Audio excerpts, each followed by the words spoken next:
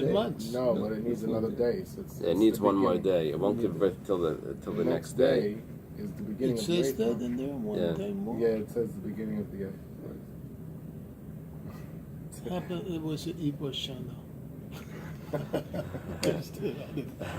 February. No, it had an Ibor, so it got an Ibor Shana. Neither can they get neither. Rashi quotes this thing about the word hirayim, which means pregnancy, is the gematria of 271. That's it for human. For a human, which means that there's 271 days of the pregnancy. So if you divide it up, 271, it's really 9 months plus a day. He's bringing out from that you need that extra day to give birth. Pregnancy is 9 months. The extra day it gives birth. Extra day to give birth. So that's why that's the problem. Is that extra day is going to be out of the year already. Okay. If you want, we could learn this a little differently. And again, both of them are agreeing. It's all in Rabbi Yeshua's quote that it can have a tinuf, it can have a soiling, and giving birth within the first year. The question is, if it does it after 6 months. If it does it at the end of 6 months, what would we say? Do we hold that you need a full 7th month to wait to recover or not? Really, everyone holds that no, you do need a full 7th month. The question is, can it give birth early? According to the teachings that Rabbi Yeshua is quoting, it can't give birth early, so it's not going to be within the first year. If it can't have a premature baby. Right. We say that no, it could give birth early. Over here, all we need is 1 day. Okay. If you want, we can also answer. What are we going to do? We're going to add in over here limikutai. Do we say that a part of the day is considered like a full day? Lisvare. It skips the teachers first. You have to add in. Ligamre, there's a lot of corrections here on the side.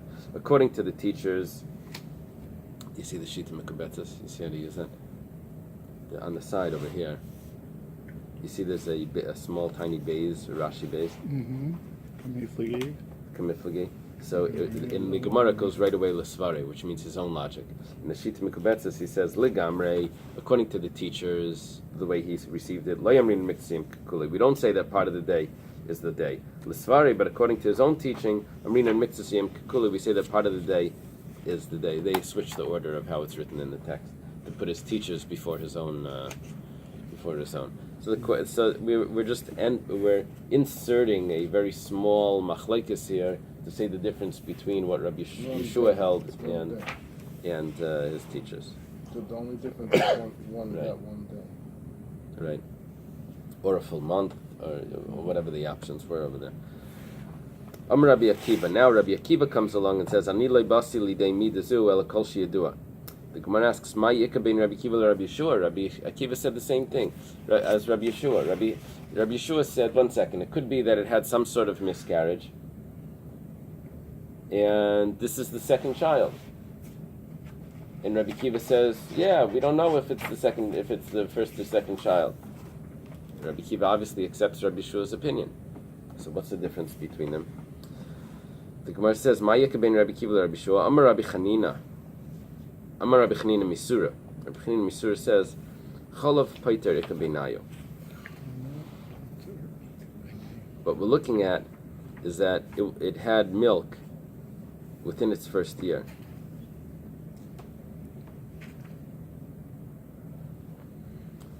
We're assuming that if there's milk, that it already had an offspring. So Rabbi Akiva savar chalav paiter. Rabbi Akiva says that the milk, the animal is giving milk, so it must be that it already was pregnant once. And so halach achar reiv behemus ein chalvas elam kein yoldas. Most animals will not give milk unless they already had a child.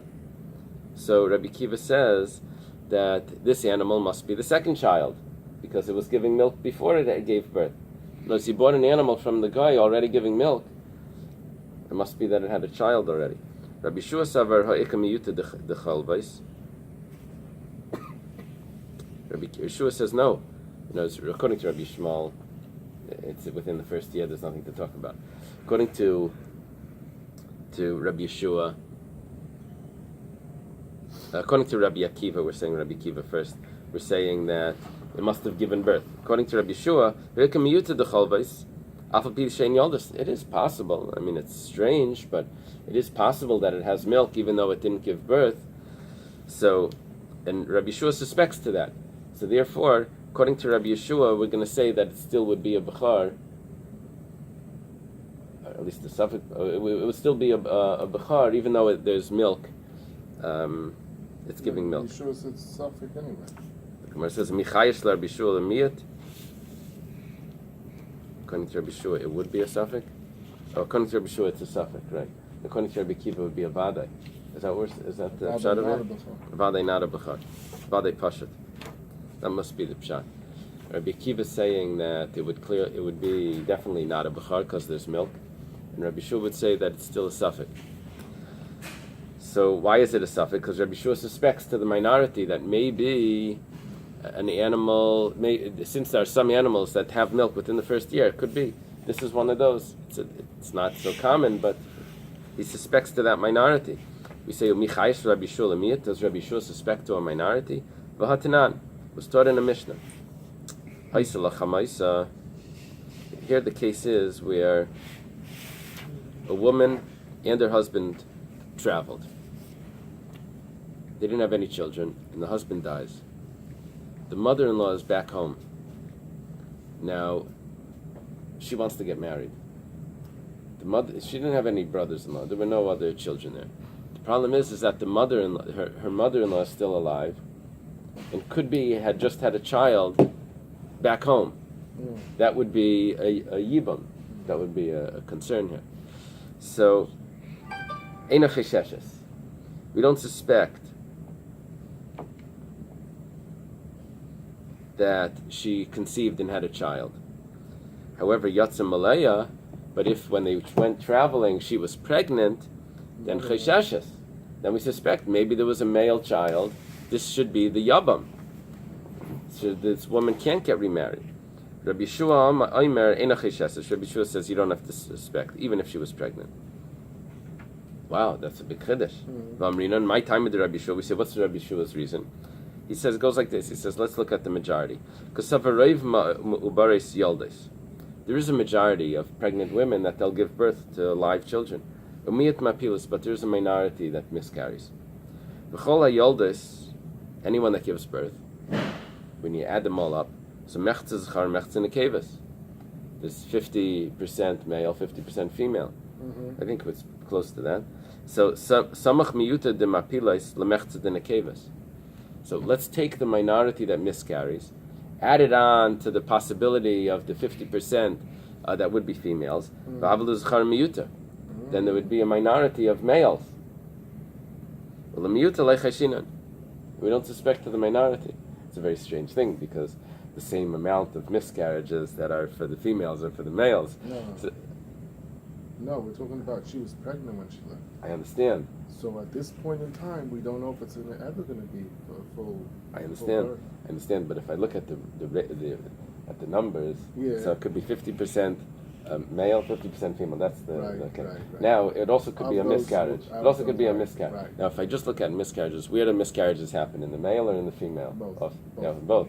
So the numbers wise, it's all the same numbers. Is it a male or a female? You're right. But at this stage, when he left her pregnant, it's only a meal that's going to be a bar kiyama and a zoch. Okay. No, but it's. You don't look at it. You're looking at it after she gave birth already. But no, right now it's only a meal. It's only a minority that's going to have a bar kiyama and a zoch. No. Yeah. As when you look at it beforehand, it changes the statistics are it's only 49.99%. There's going to be a male, and it's going to be a live male. All right. So that we have a problem here that we see clearly that Rabbi Shua doesn't suspect to the minority. He says that this woman can get married, and don't worry about the minority, that there may be a male that's gonna be born or that is born.